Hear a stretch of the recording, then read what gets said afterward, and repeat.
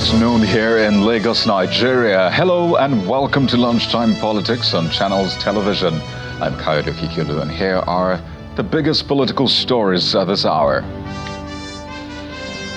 We'll begin with breaking news. It's a setback for the Edo State PDP governorship candidate Amaewhule as Justice Nyagaku of the Federal High Court Abuja nullifies the party's primary election of February the 22nd. That's barely 3 months to the Edo State governorship election. And another major decision is expected at the court today. This time it's about the contention of who the rightful speaker and the members of the Rivers State Assembly are. Would it be the Martin Amaewhule group or the Jombo group? A kidnapped customary court judge released in Kaduna State, but the bandits killed one of her children, while 3 other children still remain in captivity.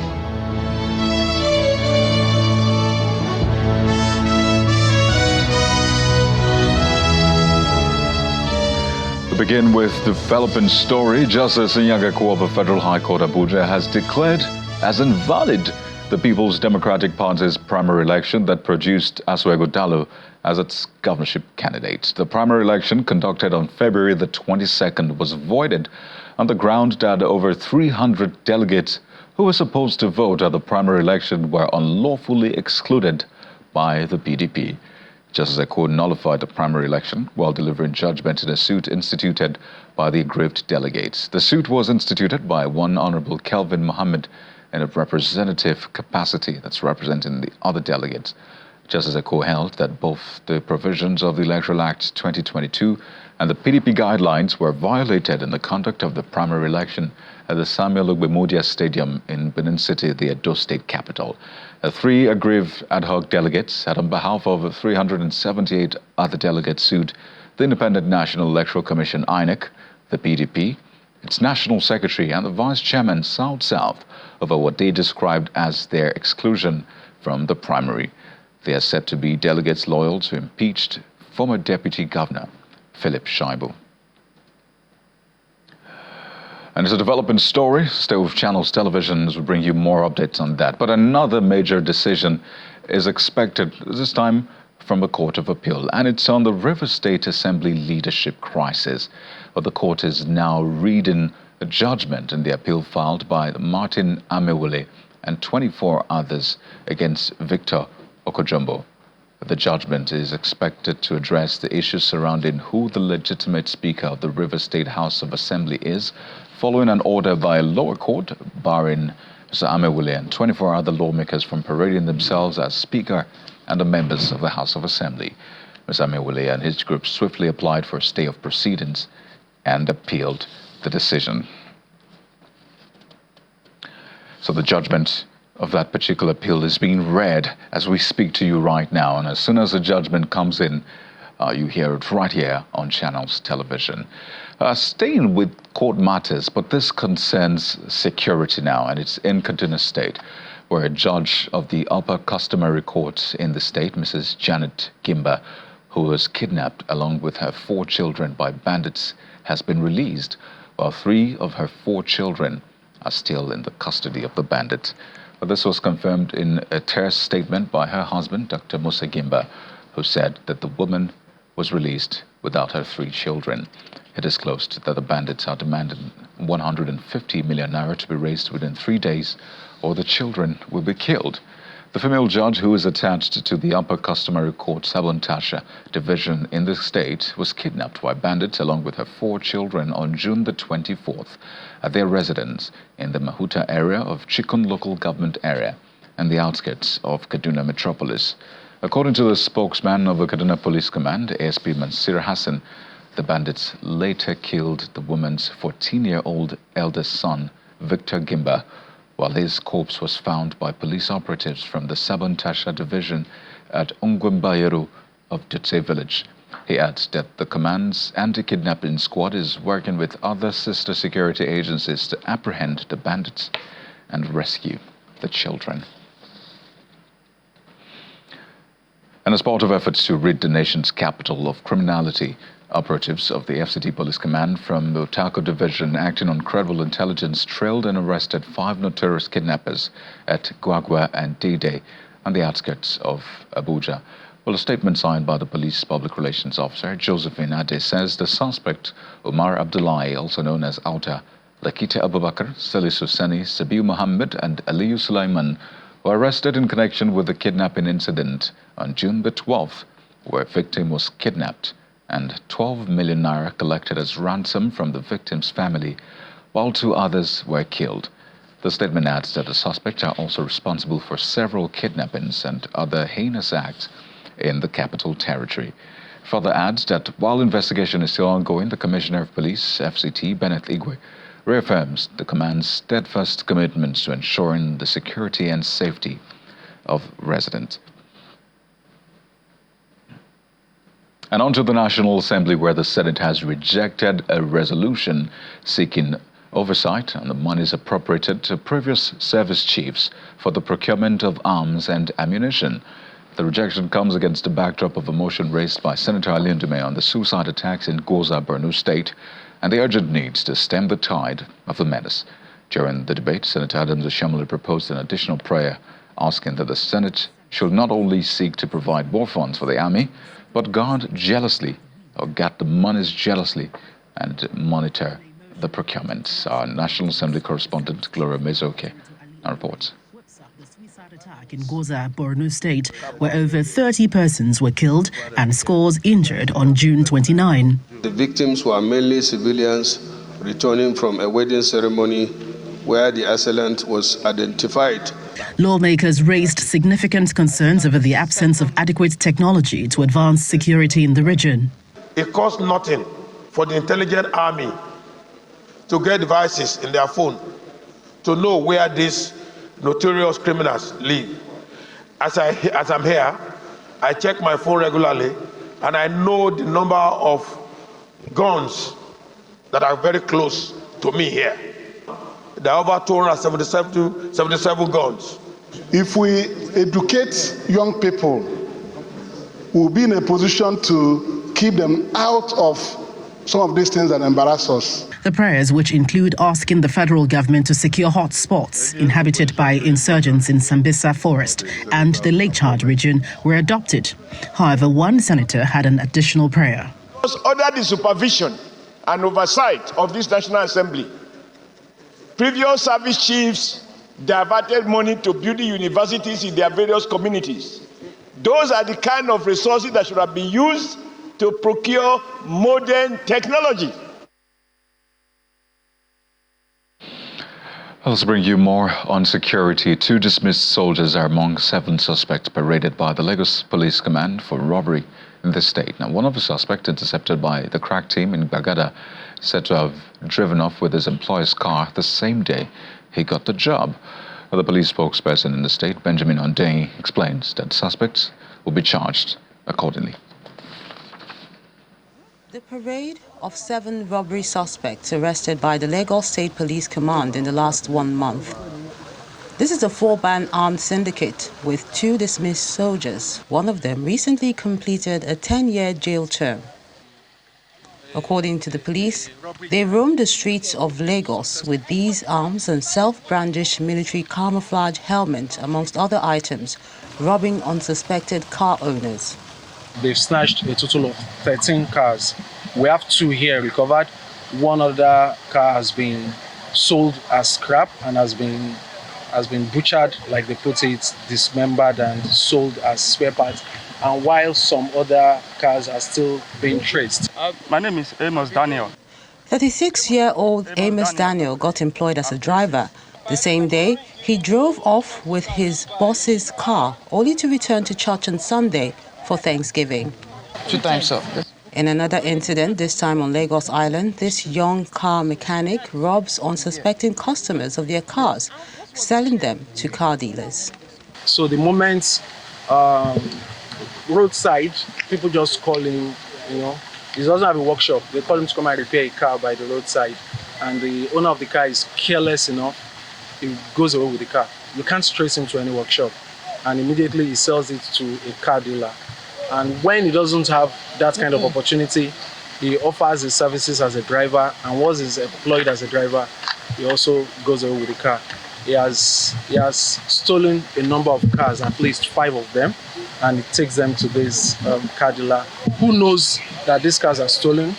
He receives them and also sells. So the car dealer too is here. The state police spokesperson, Benjamin Hunde, explains that the cases will be charged as soon as investigations are concluded.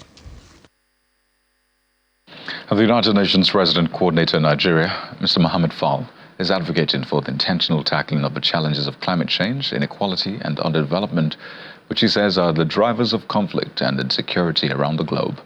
The UN envoy was speaking at the National Stakeholder Consultative Peace Summit in Abuja, ahead of the United Nations Summit of the Future conference in New York. Well, the Inspector General of Police, Mr. Kayode Egbetokun, is emphasizing the importance of collaboration in ensuring the safety and protection of citizens of Nigeria and Dubai due to the considerable number of Nigerians who live, work and conduct business in Dubai, just as many UAE nationals reside and engage in business activities in Nigeria. The Inspector General of Police made the call when he received a high-level delegation from the Dubai Police at the force headquarters as part of steps aimed at fostering multifaceted security cooperation between Nigeria and the United Arab Emirates.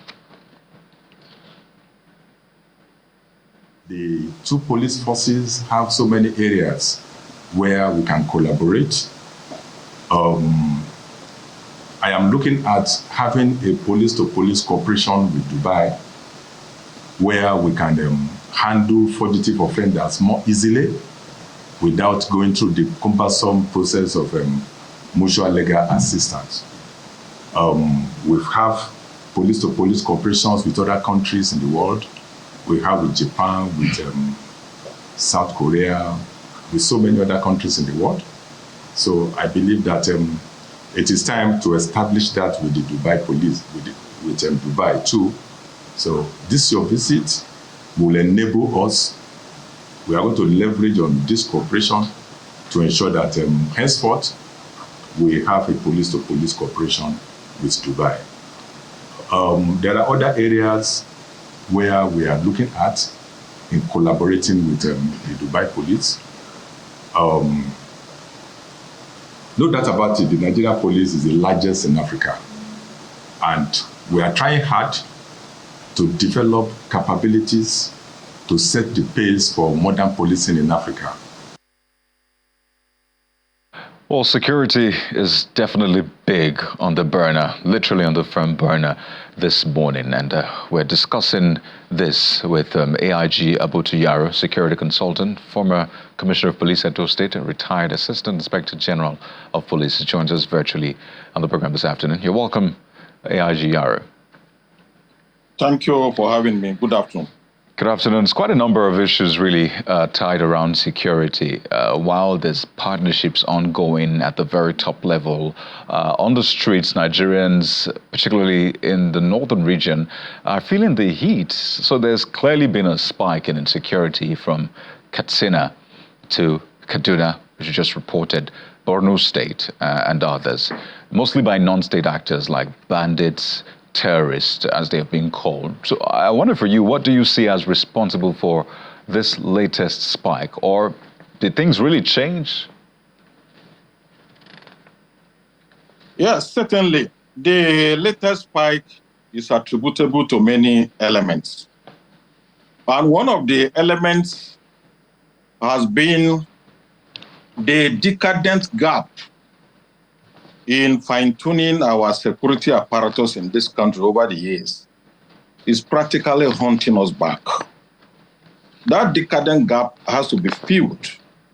Over the years, rather than revigorating what we have, modernizing it to the latest standard, and equally fine-tuning all the deficiencies, we rather went on a human job of procreating security agencies in an unworldly and uncoordinated manner, to the extent that we are now in a fix.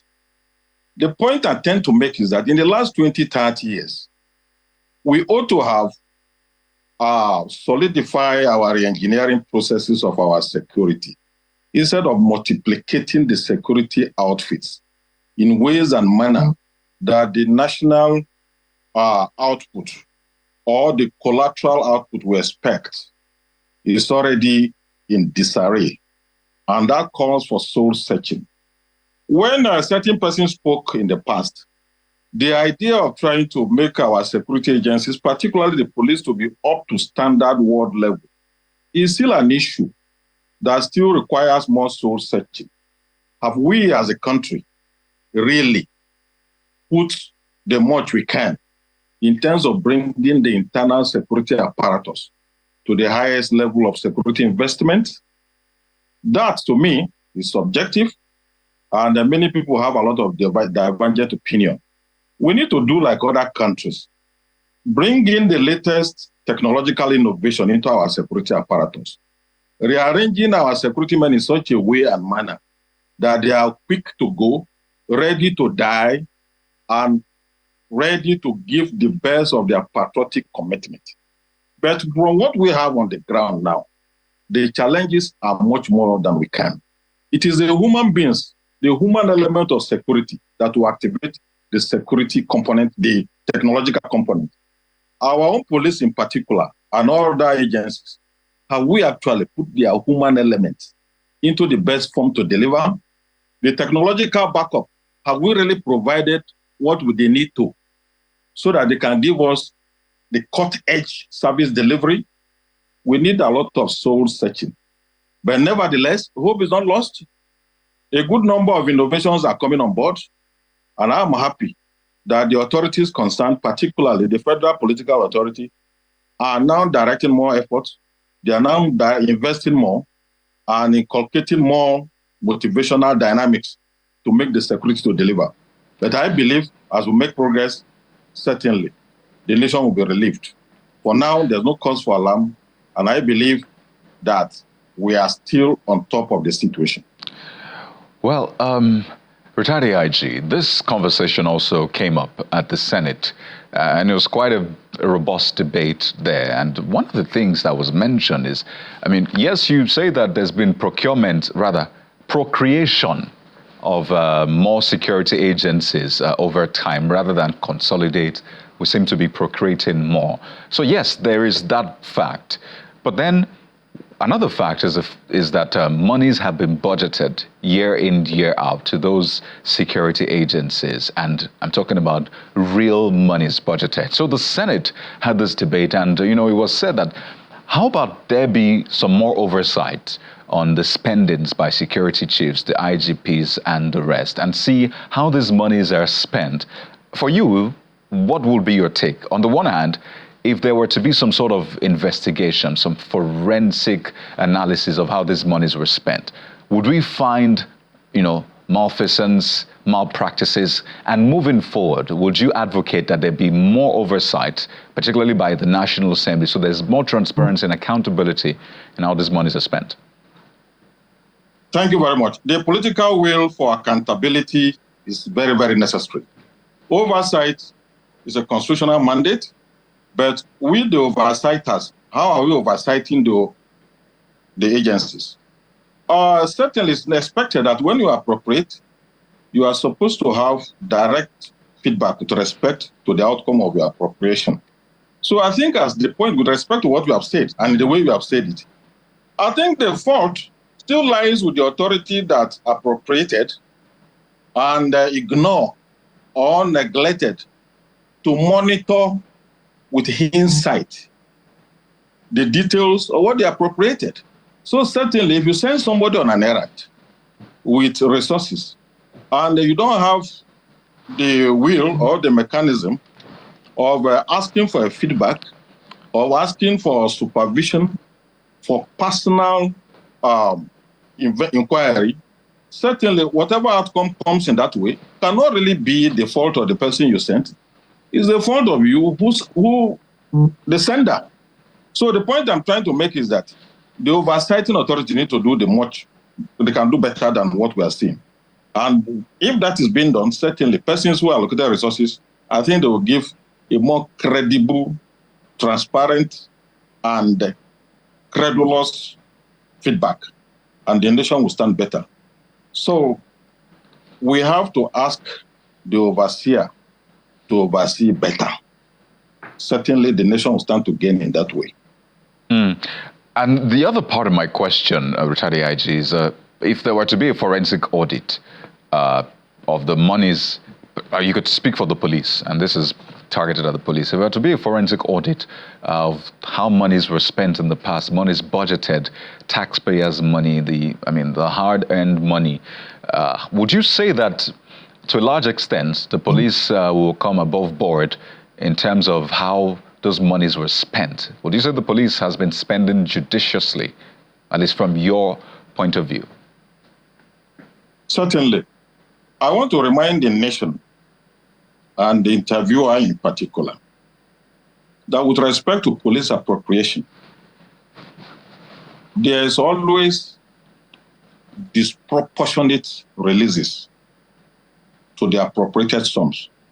Most times, police budgets, the performance rate in terms of releases is always less than 60% every year. Conduct further inquisition and water inquiry. So if you appropriate 100 billion or 1 trillion for an agency, and at the end of the day, you release 3/4 of what was approved, certainly you cannot get the optimum expectation of the country. The nation need to ask persons who handle these releases, have they actually been living up to their national mandate of releasing what was approved? I can tell you in the last 10 years, if you go and check the police budgetary releases, what they used to have in terms of physical release is always less than 50% of what was appropriated. That alone is a major problem in their delivering capacity in terms of provision for facilities as well, originally designed. We must look at that aspect. Right. And based on under our freedom of information mantra, you can even as well ask the Minister of Finance to give you the details of the releases to the police in the last 10 years, whether it has been 100%, 70% or less. These facts are sacrosanct, they are empirical and very, very clear. That is one of the fundamental flaws of the allocation and the subsequent use. If we can correct this in time, I think Nigeria will be better off. What a dire picture you just painted, retired AIG. And I want to take this to another point. It looks like you have always been in the thick of things, particularly political hotspots. You've been Commissioner of Police, Edo State. You've also been deployed to Rivers State for elections. And it's quite interesting that those two states are right at the center of major court judgments. In Edo State, a court just decided on the PDP primary. In Rivers State, another court is deciding on the State Assembly. So you're no stranger, to political drama and crisis. But I just want you to speak to this quickly. Seeing the outcome of the court's proceedings for Edo State, particularly for the PDP, and what might come out of the appeal court judgment for Rivers State, thinking about the security implications, what are your expectations, perhaps your fears, and how these issues should be handled from the security perspective, that is? Well, I do not envisage any untoward events, because this environment you have just mentioned are politically very, very sophisticated. And in terms of elitism, they are top-notch in elitism. So certainly, their political conflict resolution platforms are always very decent. Breaking news. If you can hear me. Retired AIG, pardon me to butt in. There's just been a breaking news about that question I just asked you, and it's important to pick it up and then we can get your response. And this is for the River situation. We understand that the Court of Appeal has quashed the order barring the Amaewhule group, that's Mr. Martin Amaewhule and 24 others, from parading themselves as Speaker and members of the River State House of Assembly. So once again, we have breaking news for you at this hour. The Court of Appeal has quashed the order barring Martin Amaewhule and 24 others from parading themselves as Speaker and members of the Rivers State House of Assembly. This is breaking news just in as I speak with you, and it's just the latest twist to the political situation in Rivers State. Breaking news once again, the appeal court has just quashed the order barring Martin Amaewhule and 24 other lawmakers from parading themselves as Speaker and members of the Rivers State House of Assembly. It's a developing story, and we'll bring you more updates. Let's now go back to retired AIG Abuja. You were making that point. I just had to put that in because it's a judgment we were expecting, and now it has come through. So perhaps you can factor that into your response. Yeah, certainly. I believe that the last has not been heard of that matter. I guess certainly the discussion will move to the Supreme Court. And I think it is then that the whole context, the implications, and the associated end game will be properly understood.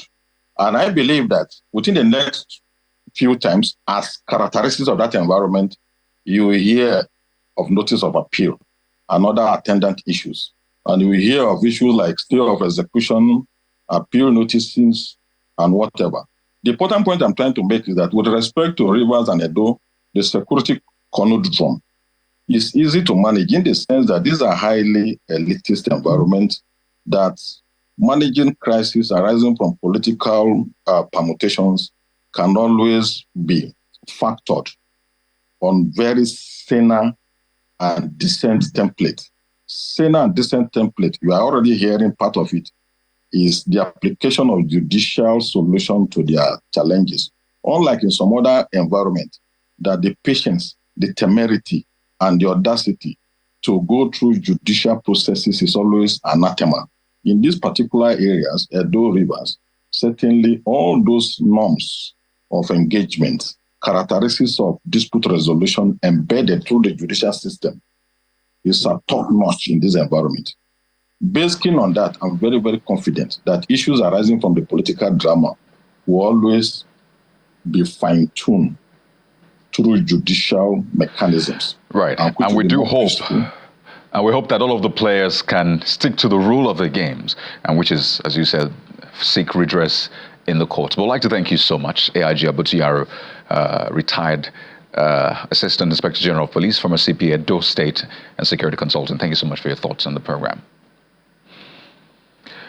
Well, staying with the political situation in Edo State, there's been a reaction by the People's Democratic Party to that court ruling nullifying the primary election, which affirmed Mr. Amaewhule as its candidate in that election. But in a statement by the chairman of the party in the state, Tony Ezegbemi, he urged party supporters to remain steadfast and calm while asking them to regard the news of Mr. Amaewhule's candidacy being nullified as a rumor.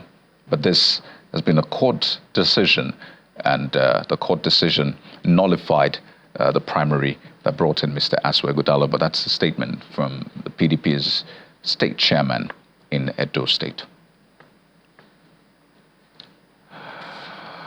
Well, clearly a developing story. So while we keep our eyes on the political situation in Edo State, there's also another issue playing out, and it concerns the University of Benin. Students yesterday protested, and the aftermath of that protest, the school has now been shut down indefinitely. It's been a decision made by the Vice Chancellor and the Senate of the university. The students are asking in protest for 24-hour electricity supply in the university, and agitation the management is tagged as unrealistic. The students, they see, staging a protest yesterday over the power outage for an extended period, which they say has been quite stressful for them. And students have been asked to vacate the halls of residence immediately. Well, you've been served. That's been the program for this afternoon. Thank you for watching. I'm Kayode Kikulu. To stay with Channels Television for the breaking news, particularly in the political situation in Edo Rivers and across the country. Goodbye.